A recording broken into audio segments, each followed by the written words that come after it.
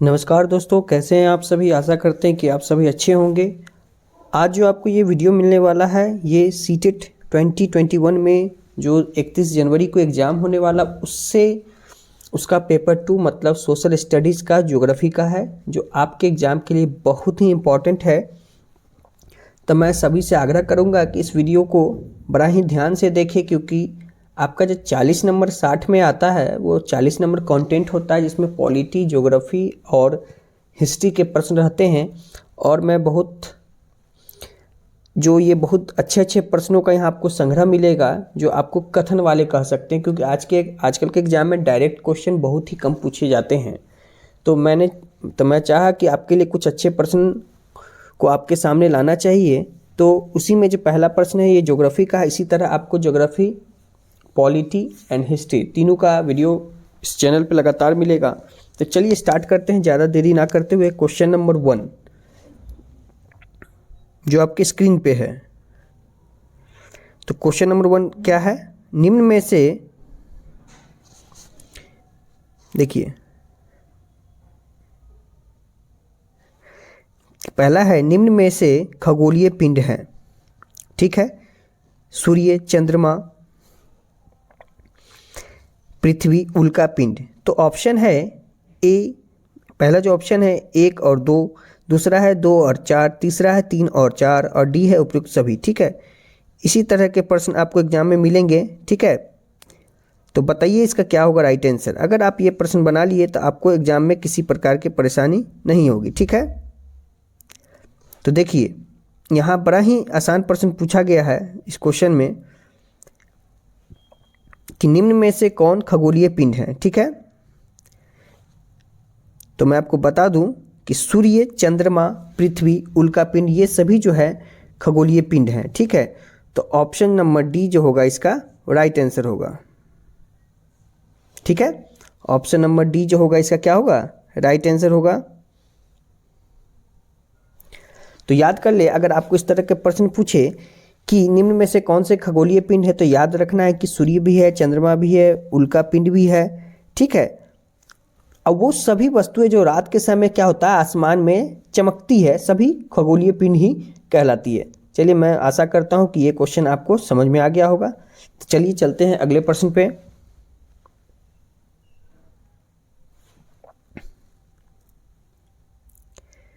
अगला जो प्रश्न है वो है किन खगोलीय पिंड को किन खगोलीय पिंडों को तारा कहते हैं। ठीक है, ये क्वेश्चन है, किन खगोलीय पिंड को तारा कहते हैं जो आकार में बहुत बड़े होते हैं। ठीक है, जिनके पास अपनी उष्मा तथा प्रकाश होता है, जिनके पास अपनी उष्मा तथा प्रकाश नहीं होता है, या चौथा है जो अपने अक्ष में घूमते हुए दूसरों पिंड की परिक्रमा करते हैं। तो चलिए इसका आंसर बताइए सभी लोग, क्या होगा। यहाँ आपसे प्रश्न पूछ रहा है कि किन खगोलीय पिंड को तारा कहते हैं। तो देखिए, जो आकार में बहुत बड़े होते हैं वो होगा क्या, या जिनके पास अपनी उष्मा तथा ऊर्जा होता है, जिनके पास अपनी उष्मा तथा प्रकाश नहीं होता है, या जो अपने अक्ष पे घूमते हुए दूसरे पिंड को परिक्रमा करते हैं। मैं आपसे एक वादा जरूर करूंगा कि अगर इस तरह का वीडियो जो मैं अपलोड करा, अगर उसको आप देख लीजिएगा तो आपको कहीं से कोई परेशानी सोशल में नहीं होने वाला है। ठीक है, तो जैसा कि मैं देख रहा हूँ, इसका जो राइट आंसर होगा ऑप्शन नंबर 2। देखिए, कुछ खगोलीय पिंड क्या होंगे, बड़े आकार वाले तथा गर्म होते हैं। ये गैस से बने होते हैं। ठीक है, खगोलीय पिंड किनसे बने होते हैं? गैस से। इस बात को आपको याद रखना है। इनके पास क्या होती है? अपनी उष्मा तथा प्रकाश होता है, जिनमें बड़ी मात्रा में क्या करते हैं? उत्सर्जित करते हैं। इन खगोलीय पिंड को ही हम लोग तारा भी कहते हैं। सूर्य क्या है? सूर्य भी एक तारा है। सन क्या है? एक तारा है। ठीक है, चलिए यहाँ तक क्लियर है। चलिए क्वेश्चन नंबर 3 पे बढ़ते हैं। क्वेश्चन नंबर 3 है, तारों के विभिन्न समूह के द्वारा बनाई गई विविध आकृति क्या कहलाती है? आकाशगंगा, सौरमंडल, एंड्रोमेडा या नक्षत्र मंडल। बताइए क्या कहते हैं जल्दी से, बड़ा ही आसान प्रश्न है। तारों के विभिन्न समूह के द्वारा बनाई गई विविध आकृतियाँ क्या कहलाती हैं? आकाशगंगा, सौरमंडल, एंड्रोमेडा या नक्षत्र मंडल। तो इसका जो राइट आंसर होगा ऑप्शन नंबर डी होगा। ठीक है, ऑप्शन नंबर डी जो होगा इसका राइट आंसर होगा कि देखिए, रात्रि में आसमान की ओर देखते समय तारों के विभिन्न समूह के द्वारा बनाई गई आकृति दिखाई देती है, उन्हें ही हम लोग क्या कहते हैं? नक्षत्र मंडल कहते हैं। ठीक है, क्लियर है? मतलब कि ऑप्शन नंबर डी इसका जो होगा राइट आंसर होगा। चलिए क्वेश्चन नंबर 4 पे आते हैं, देखते हैं कि 4 में क्या कह रहा है।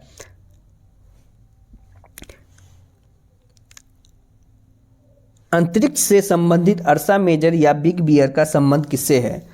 अंतरिक्ष से संबंधित अर्सा मेजर या बिग बियर का संबंध किससे है? सौरमंडल, नक्षत्र मंडल, क्षुद्र ग्रह समूह या इनमें से कोई नहीं।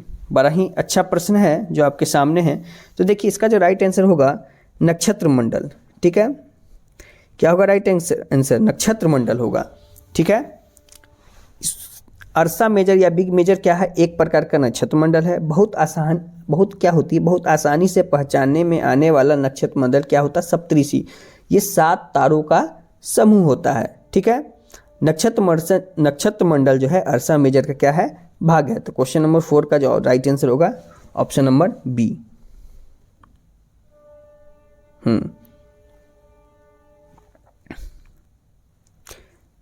क्वेश्चन है क्वेश्चन नंबर 5 है, किन खगोलीय पिंडों को ग्रह कहा जाता है? ठीक है, ये क्वेश्चन है आपका।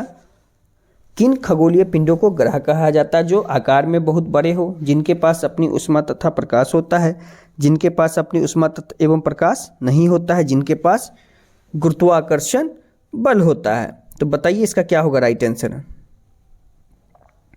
देखिए, एक बात मैं बताना चाहूँगा, कुछ खगोलीय पिंडों में अपना प्रकाश एवं ऊष्मा नहीं होता है, वे तारों के प्रकाश से प्रकाशित होते हैं। ठीक है, ऐसे पिंड ग्रह कहलाते हैं। ग्रह जिसे अंग्रेजी शब्द प्लैनेट कहते हैं, जिसको किस भाषा से लिया गया है? एक मिनट,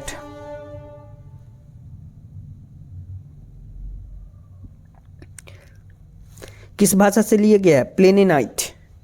प्लेनाइट से बना है, जिसका अर्थ होता है चारों ओर घूमने वाला। तो इसका जो राइट आंसर होगा आपको ऑप्शन नंबर सी। ठीक है, जिनके पास अपनी ऊष्मा एवं प्रकाश नहीं होते हैं। तो देखिए, मैं हर क्वेश्चन को बहुत ही डिटेल वे में बना रहा हूँ। थोड़ा सा ही वीडियो लंबा हो सकता है, लेकिन आपके बहुत काम का वीडियो होगा। ठीक है, इसके बाद जब आप एग्जाम में बैठिएगा तो आपको एकदम परेशानी नहीं। चलिए क्वेश्चन नंबर 6 देखते हैं कि ये क्या कह रहा है। ये देखिए, बड़ा भारी भरकम सवाल लग रहा है, लेकिन है बहुत आसान। ठीक है, थोड़ा ध्यान से समझेंगे कि क्या कह रहा है। क्वेश्चन है, हम लोग को क्या करना है? निम्न कथनों पर क्या करना है? विचार करना है। 2 कथन है। पहला कथन है, पृथ्वी एक ग्रह है तथा वह अपना संपूर्ण प्रकाश एवं ऊष्मा सूर्य से क्या करती है? प्राप्त करती है।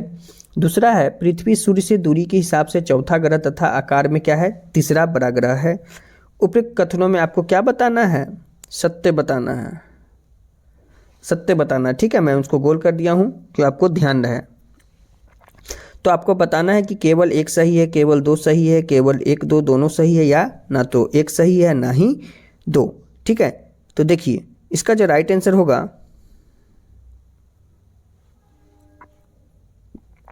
इसका जो राइट आंसर होगा ऑप्शन नंबर डी होगा। ठीक है, अब मैं बता रहा हूँ डी सही होने का क्या कारण है। देखिए, पृथ्वी जिस पर हम रहते हैं क्या है? एक ग्रह है, सबको पता है। अर्थ क्या है? ग्रह है। ठीक है, यह अपना संपूर्ण प्रकाश एवं ऊर्जा किससे प्राप्त करता है? सन। ठीक है, क्लियर कीजिएगा इन सब बातों को। ये जो है अपना सारा चीज जो है सूरज से प्राप्त करता है। जो पृथ्वी का क्या है? सबसे नज़दीकी तारा है। ठीक है, पृथ्वी को बहुत अधिक दूरी से देखने पर यह चंद्रमा की तरह क्या होता है? चमकता हुआ प्रतीत होता है। सूर्य से दूरी के हिसाब से पृथ्वी कितना कैमा ग्रह है? तीसरा, थर्ड, याद रखना है। और आकार में 5वां सबसे बड़ा ग्रह है। देखिए, एक ही क्वेश्चन में आपके कितने प्रश्न बन गए। ठीक है, यही होते हैं कथन वाले प्रश्न। चलिए अगला प्रश्न चलते हैं।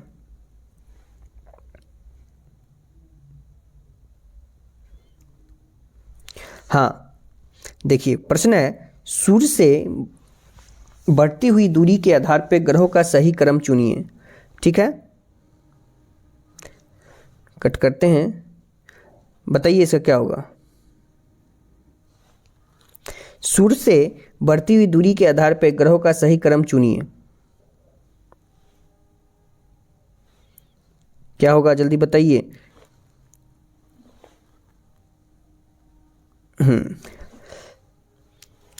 बुध मंगल शुक्र पृथ्वी, शुक्र मंगल पृथ्वी बुध, बुध शुक्र मंगल पृथ्वी, बुध शुक्र पृथ्वी मंगल। और ये बहुत ही इंपॉर्टेंट क्वेश्चन है जो आपको होना चाहिए पता है। इसका जो राइट आंसर होगा ऑप्शन नंबर डी। ठीक है, बुध शुक्र पृथ्वी मंगल।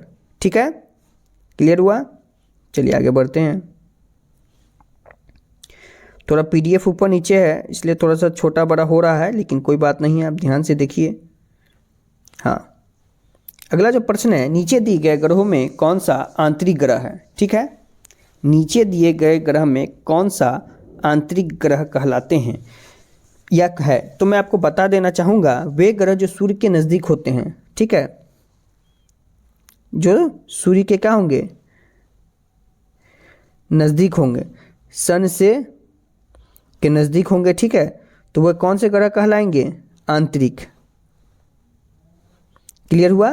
तो इसमें से आपको बताना है कौन से आंतरिक ग्रह है, तो इसका जो राइट आंसर होगा ऑप्शन नंबर बी होगा। ठीक है, बुध शुक्र पृथ्वी और मंगल क्या है, आंतरिक ग्रह है, आंतरिक ग्रह। इसको आप लोग याद करिए, बहुत ही एक मान लीजिए डायरेक्ट पूछ देगा आपसे तो आपको एग्जाम में 1 नंबर तो मिल ही जाएगा आराम से। चलिए अगले प्रश्न में चलते हैं। नीचे दिए गए ग्रहों में से कौन सा ग्रह बाह्य ग्रह है। अब तो देखिए, अब आंतरिक की बात हो गई तो बाह्य ग्रह भी पूछेगा ही, तो क्या कौन होगा बताइए आपको इसमें। तो देखिए इसका जो राइट आंसर होगा उपयुक्त सभी। ठीक है, अब बाह्य ग्रह क्या होगा, बाह्य ग्रह सूर्य से बहुत दूर होते हैं और बहुत बड़े आकार के हैं। ठीक है, ये किससे बना होता है, गैस और तरल पदार्थ से। ठीक है, गैस और तरल पदार्थ से बने होते हैं। देखिए कितना ही अच्छा प्रश्न है आप लोग के लिए। ये होंगे बाह्य ग्रह। ठीक है, पहले था आंतरिक, अब है बाह्य। ठीक है, क्लियर है यहाँ तक। चलिए आगे बढ़ते हैं।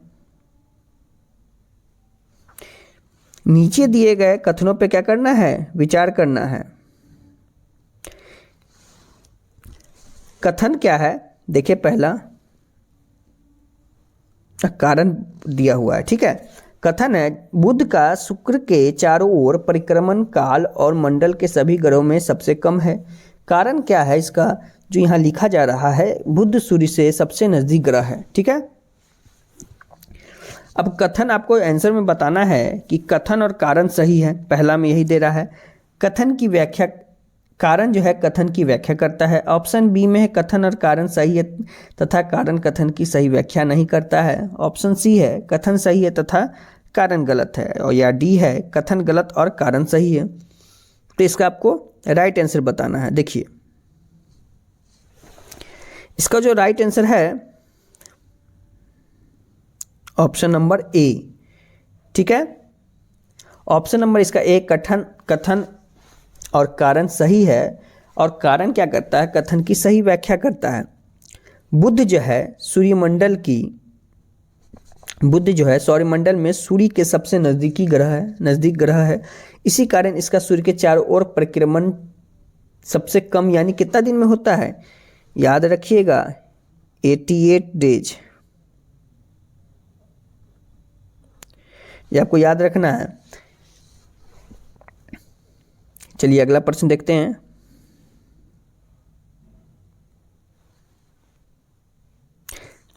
बहुत अच्छा प्रश्न है।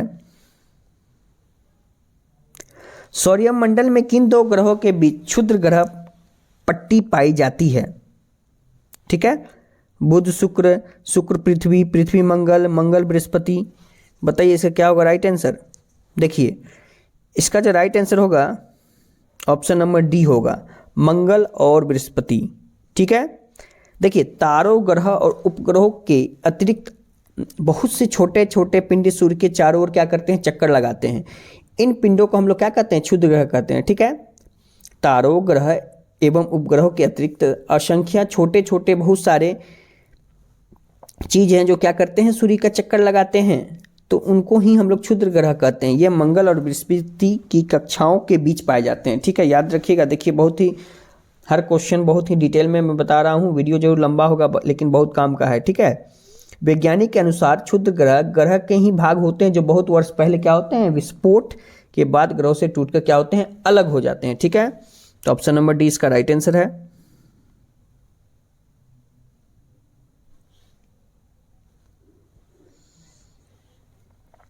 अगला जो प्रश्न है देखिए, हमारे सौरमंडल में सूर्य से सबसे दूर कौन सा ग्रह अवस्थित है? बताइएगा जल्दी से सभी लोग। देखिए ये ऑफलाइन है लेकिन तब भी आपके बहुत काम का है। बताइए, अरुण, वरुण, शनि, बृहस्पति। तो देखिए ये होगा वरुण। ठीक है, ऑप्शन नंबर 2 जो होगा, ये जो होगा इसका राइट आंसर होगा। देखिए सूर्य के दूरी, देखिए अब आपको मैं कुछ चीज़ इसमें बताना चाहूँगा जो आपको ध्यान रखने योग्य है। सूर्य से दूरी के अनुसार ग्रह की स्थिति क्या क्या है? पहले है बुध, शुक्र, पृथ्वी, मंगल, बृहस्पति, शनि, यूरेनस और नेपच्यून। ठीक है, और प्लूटो जो है अब क्या कौन सा ग्रह कहलाता है? बौना ग्रह। ठीक है, कब उसको बाहर किया गया? 2006 में। ठीक है, चलिए आगे बढ़ते हैं, क्वेश्चन नंबर 13 पे आते हैं। देखिए इस वीडियो को देखने के बाद इस चैप्टर से तो आपको कहीं से कोई परेशानी नहीं आएगी।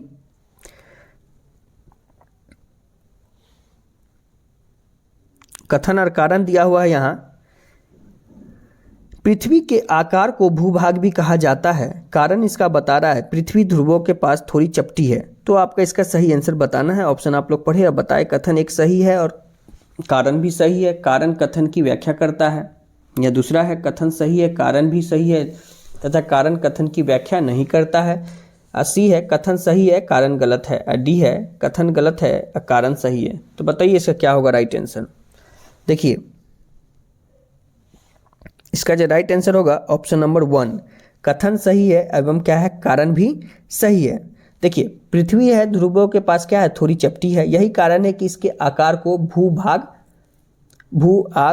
कहा जाता है। भूआभ का अर्थ है भूआभ कहते हैं, गलती बोला गया। ठीक है, भूआभ का अर्थ है पृथ्वी के समान आकार। जीवन के अनुकूल परिस्थिति संभवतः कहाँ है? हमारे पृथ्वी पर ही है। पृथ्वी ना तो क्या है ज़्यादा गर्म है, ना ही ज़्यादा ठंडी है। यहाँ आपको पानी भी है, जल भी है, जो जीवन के लिए क्या है, आवश्यक है। तो ऑप्शन नंबर ए जो होगा इसका राइट आंसर होगा। चलिए क्वेश्चन नंबर 14 देखते हैं कि क्या कह रहा है। नीचे दिए कथनों में से कौन सा कथन है ट्रू बताना है आपको। अंतरिक्ष से देखने पर पृथ्वी हरे रंग की दिखाई देती है। सेकंड है पृथ्वी का हरा रंग हमें यहाँ के वनों के कारण दिखाई देते हैं। तो आपको बताना है केवल एक सही है, केवल 2 सही है। सी में मतलब 1 2 दोनों सही है, या ना तो 1 सही है ना तो 2 सही है। तो ये हमको लगता है कि अभी बहुत ही आसान प्रश्न है। ठीक है, कि इसका जो राइट आंसर है आपको ऑप्शन नंबर डी। क्यों डी सही है? क्या पृथ्वी आपको हरा रंग का दिखाई देता है? नहीं, पृथ्वी जो है नीला रंग का है, नीले रंग की दिखाई देती है। ठीक है, और पृथ्वी पर वन ज़्यादा नहीं, पानी ज़्यादा है। ठीक है, और पृथ्वी को नीला ग्रह भी कहते हैं, याद रखिएगा। अगला है सौरमंडल का निर्माण किससे मिलकर होता है? ठीक है, ग्रह, उपग्रह, सूर्य, उल्कापिंड। बताइए क्या है इसका राइट आंसर? सौरमंडल का निर्माण किससे मिलकर होता है? तो सौरमंडल का निर्माण जो होगा वो इन सभी चीज़ों से मिलके ही बनेगा, उपयुक्त सभी। ठीक है, चाहे वो ग्रह हो, उपग्रह हो, सूर्य हो, चाहे उल्कापिंड हो। ठीक है, और इन सब का मुखिया कौन होगा? सूर्य होगा, सन, हेड। ठीक है, चलिए अगला प्रश्न पे चलते हैं।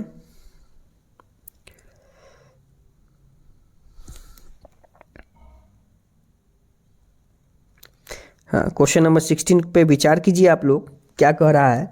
नीचे दिए गए कथनों में से कौन सा कथन सत्य है? सूर्य का खिंचाव बल सौरमंडल को बांधे रखता है।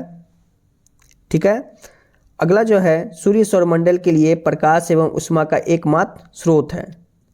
तो बताइए इसका क्या होगा राइट आंसर? केवल एक, केवल दो, एक, दो, दोनों, ना तो एक ना ही दो। देखिए इसका जो राइट आंसर होगा आपको ऑप्शन नंबर सी, एक और दो, दोनों। सूर्य क्या होता है? सूर्य जो है सौरमंडल का केंद्र में स्थित है, सभी को पता है। यह बहुत बड़ा भी है और बहुत गर्म गैसों से बना है। ठीक है, इसका जो खिंचाव बल होता है सौरमंडल को क्या करता है? बांधे रखता है। समझिएगा, और कॉपी हो तो उसमें नोट डाउन कर लीजिए। सूर्य जो है सौरमंडल के लिए प्रकाश एवं उष्मा का क्या है? एकमात्र स्रोत भी है। हम सूर्य के अत्यधिक तेज उष्मा को महसूस नहीं करते क्योंकि यह पृथ्वी के सबसे नज़दीक तारा होने के बावजूद हमसे कितना किलोमीटर दूर है? 15 करोड़ किलोमीटर दूर है। ठीक है, 15 करोड़ किलोमीटर दूर है। और सूर्य से प्रकाश को पृथ्वी पर पहुंचने में कितना मिनट लगता है? 8 मिनट। और कितना दूर है? 15 करोड़ किलोमीटर दूर है पृथ्वी से। ठीक है, ये सब ध्यान रखिएगा। मैं अगर कुछ बोल रहा हूँ तो कोई काम का है तभी बोल रहा हूँ। ठीक है, चलिए आगे बढ़ते हैं। अगला क्वेश्चन है क्वेश्चन नंबर 17 देखेंगे। हाँ, और आप लोग के लिए एक और बात कि जो भी चैनल पे नए हैं, अगर आपको वीडियो अच्छा लगा हो तो चैनल को चैनल को सब्सक्राइब कीजिए, वीडियो को लाइक कीजिए, अपने दोस्तों में शेयर कीजिए और प्लीज़ प्लेलिस्ट में जाइए, वहाँ बहुत सारा वीडियो आप लोग के लिए अवेलेबल है जो आपके सीटेट एग्जाम के लिए बहुत इंपॉर्टेंट है, चाहे पेपर 1 हो चाहे पेपर 2 हो। तो प्लीज़ एक बार जाके जरूर देखें। ठीक है, चलिए सौरमंडल के ग्रह जो सूर्य का चक्कर लगाते हैं उनके रास्ते किस आकार में फैले हैं? बहुत ही इंपॉर्टेंट क्वेश्चन। ठीक है, वृत्ताकार, दीर्घाकार, लघु वृत्ताकार या निश्चित नहीं है? सौरमंडल के ग्रह जो सूर्य का चक्कर लगाते हैं उनके रास्ते किस आकार में फैले हैं? बहुत ही इंपॉर्टेंट क्वेश्चन है। देखिए इसका जो राइट आंसर होगा वो होगा दीर्घाकार। ठीक है, और इसी को ही हम लोग क्या कहते हैं? कक्षा। चलिए आगे बढ़ते हैं। किस ग्रह की आकृति एवं आकार लगभग पृथ्वी के ही समान है? ठीक है, बुध, शुक्र, मंगल, शनि। बताइए, ये सब बड़ा आसान प्रश्न है तो ज़्यादा समय नहीं लेंगे और इसका जो राइट आंसर होगा ऑप्शन नंबर बी होगा। ठीक है, सूर्य को पृथ्वी का जुड़वा ग्रह कहते हैं, शुक्र को पृथ्वी का जुड़वा ग्रह कहते हैं। याद रखिएगा कि इसका आकार और आकृति किसके जैसा है? पृथ्वी के ही जैसा है। चलिए अगले प्रश्न में चलते हैं।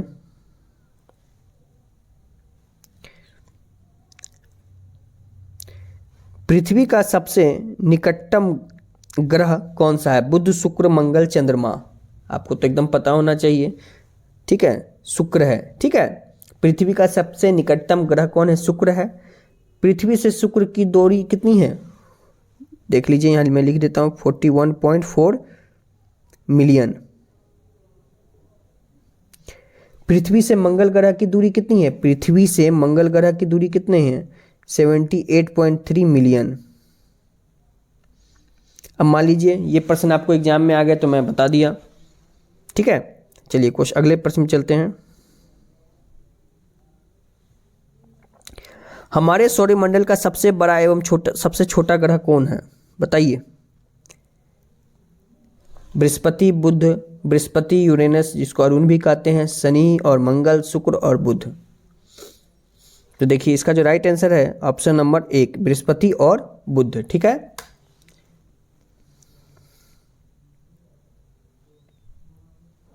हाँ, अगला जो प्रश्न है बड़ा बढ़िया है।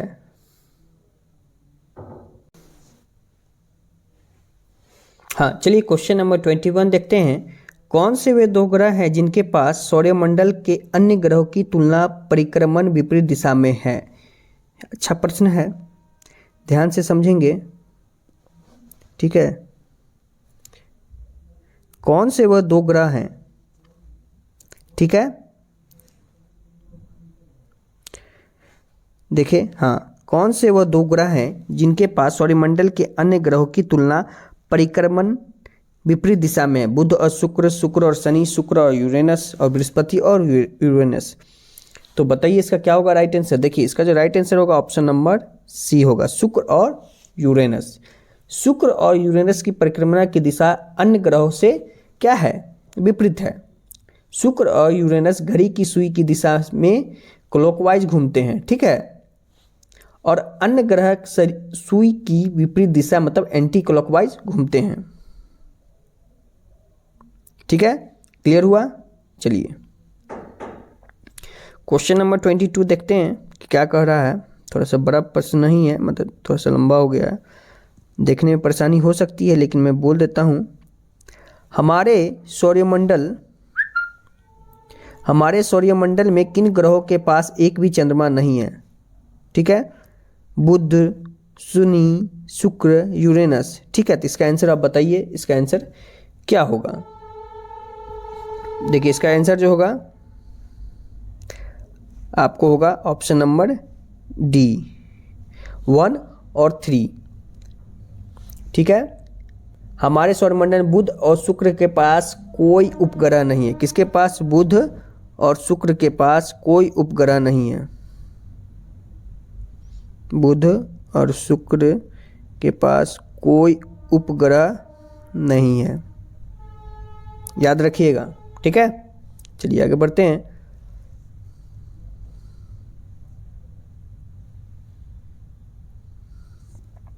नीचे दिए गए ग्रहों में सबसे अधिक मतलब प्राकृतिक उपग्रह किसके पास है? चंद्रमा। बताइए।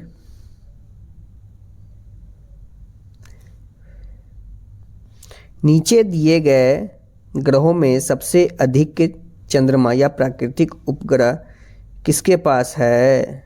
शनि, बृहस्पति, मंगल, यूरेनस।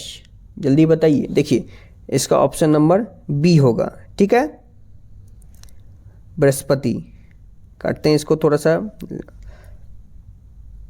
इसका जो राइट आंसर होगा ऑप्शन नंबर बी। ठीक है, और मैं कुछ चीज़ डिटेल यहाँ बताना चाहूँगा जिसको आप लोग नोट डाउन कर लीजिए। शनि के चंद्रमा की संख्या कितनी है? 62। बृहस्पति की कितनी है? 67। मंगल का 2, यूरेनस का 27। ठीक है, ये अकॉर्डिंग टू NCERT है। ओके, चलिए अब है क्वेश्चन नंबर 24। क्या कह रहा है देखेंगे इसको जरा ध्यान से। नीचे दिए गए कथनों में से कौन सा कथन सत्य है? ठीक है, ट्रू बताना है। उपग्रह अपनी ग्रहों की परिक्रमा करते हैं, साथ ही सूर्य की भी परिक्रमा करते हैं। अगला है, पृथ्वी के उपग्रह चंद्रमा का व्यास पृथ्वी के व्यास से आधा है। ठीक है, इसका आपको बताना है केवल एक सही है, केवल 2 सही है, 1 2 दोनों सही है, 1 2 दोनों गलत है। तो देखिए, इसका जो राइट आंसर है केवल 1। ठीक है, उपग्रह को अंग्रेजी में क्या कहते हैं हम लोग? सैटेलाइट कहते हैं, सभी को पता है, जिसका अर्थ होता है साथी या सहचर। अपने नाम को क्या करता है? सार्थक बनाते हुए उपग्रह अपने ग्रहों की परिक्रमा करते हुए सूर्य के इर्द गिर्द क्या करता है? चक्कर लगाता है। हमारे पृथ्वी के पास क्या गो है उपग्रह? 1 है, चांद। ठीक है, ये सभी को पता है, क्लियर है। इसका व्यास पृथ्वी के व्यास का केवल कितना है? 1/4 है, 1/4। ये भी याद रखिएगा। ठीक है, यह इतना बड़ा इसलिए प्रतीत होता है, क्यों? क्योंकि यह ग्रह अन्य खगोलीय पिंड की अपेक्षा नजदीक है। क्लियर हुआ?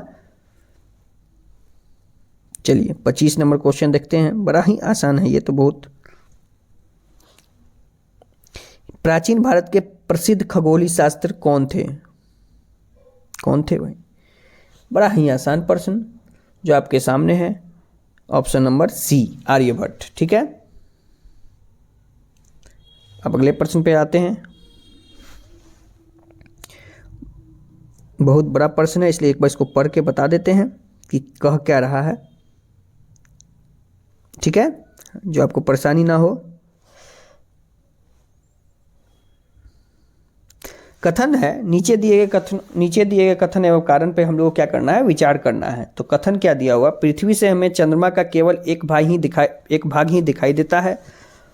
कारण है, चंद्रमा के द्वारा पृथ्वी का एक चक्कर पूरा करने में लगभग लगने वाला समय अपने अक्ष पर एक चक्कर पूरा करने में लगने वाले समय से क्या है, अधिक है।